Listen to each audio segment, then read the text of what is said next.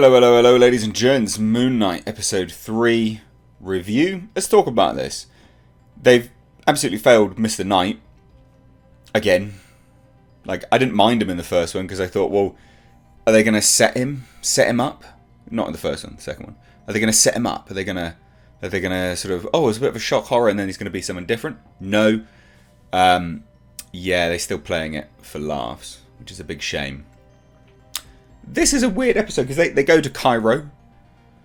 Obviously, things progress quite nicely because I've now learned subsequently that this season only has 6 episodes, so that makes a lot of sense why it is chugging along as quickly as it was. Go to Cairo, and I can't help but remember the director's commentary about how you must film in Egypt or it must look like Egypt and etc, etc. I mean, that could have been anywhere. I've just got to say it could have been anywhere. It didn't look especially Egyptian or especially Cairo. I mean, aside from the bloody pyramids, of course, it looked fine, right? It didn't look anything else. I'm sure a lot of people who have been to Egypt would be like, yeah, that looks like Cairo. And I'm sure a lot of people that have been to Egypt would be like, yeah, that looks a little bit too nice to be Cairo.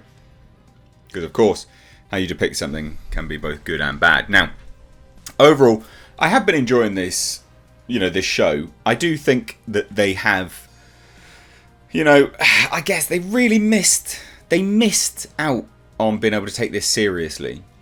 There was a great opportunity here, and they even plant some of that in this episode about the seriousness of what Mark Spector and Stephen go through.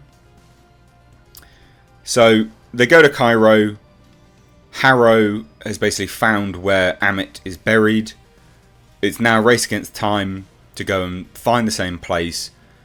And what Khonshu does is then call on the gods to basically get Harrow. That's his sort of last-ditch attempt. Now, when they do that, Harrow turns it around on Mark Spector and says Mark is a troubled man. He doesn't even know who he is.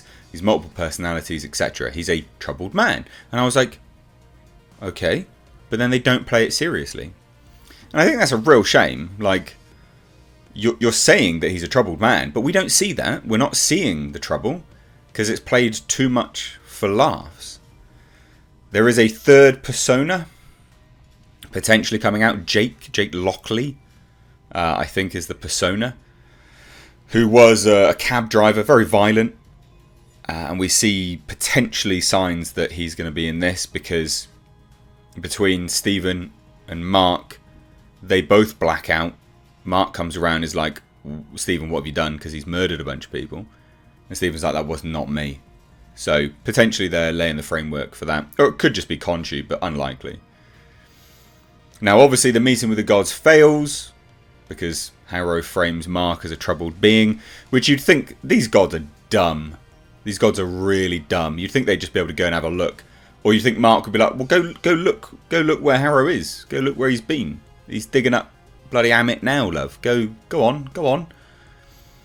But then they don't. So, dumb, very, very dumb gods, but never mind. And then, yeah, Khonshu helps save the day by then imprisoning himself, or getting imprisoned. Because they find another map. Layla and Mark find another map to potentially where Amit is buried. That map is reliant on the stars in the sky being what they were thousands of years ago. So Khonshu turns back the sky, which I thought was really cool. Opened itself up to some really nice visual effects and some nice cinematography. And then Khonshu gets imprisoned and Mark has to release him, which I'm guessing, moving forwards, will be the deal that he makes. I'll release you if you don't touch Layla. Maybe. Now, there was a big action set piece in this. 2 action set pieces. One bigger than the other. One was a rooftop fight between Mark and some Egyptian thugs. Amit followers of Harrow. And, again, very MCU funny, ha ha ha ha. Because one of them starts doing a dance with a knife. He's like, are we going to dance or are we going to fight? It's like, yeah, alright, fine. I really wish they took this more seriously. This could have been it's a fine show, but it could have been really good, is my point. And yeah, there's a flavour of something in there that was better than this, and it's disappointing to see it kind of squandered. Now, that action was fine. It was perfectly serviceable. No major issue with it. It was absolutely fine. The second one, not so good, actually. So they have to go find a tomb, a sarcophagus. And on that tomb is another map to where Amit is buried. This then leads to a big action set piece, which leads to Mark being stabbed several times. And at one point, he moves really quick, and all of the poles that were in him just disappear. So there was a weird chop on the edit there, and it makes them look like they've just vanished. And it was quite jarring. I rewound it to have a look, and I was like, what? What have you done? Why did you do that? It was a really, really strange cut.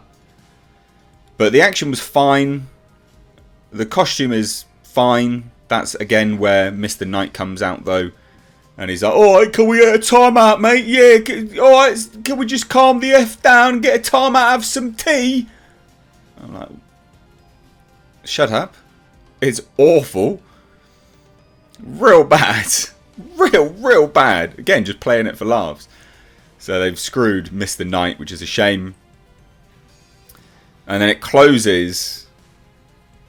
Yeah, it closes with...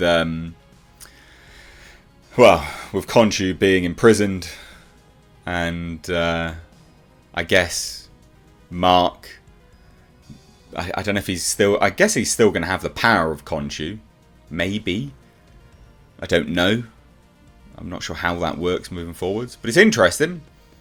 Don't know whether I like it or dislike it yet. Again, it's perfectly serviceable. There is just a better show in here somewhere, and it's a shame that we're not seeing it, if that makes sense. So let me know what you guys think down below. Have they screwed the pooch on Mr. Knight? I'd love to hear any and all of your thoughts. Ethan Hawke is absolutely stellar in this. He is so bloody good. And he really shows up Oscar Isaacs. He really does. He's great. And Oscar Isaacs is doing a fine job. He's not terrible. But Ethan Hawke is the GOAT in this. So let me know what you guys think down below. If you're new here, do hit subscribe. Thanks so much, ladies and gents. Support the channel, Patreon, memberships, all linked down below. And merch. Take care.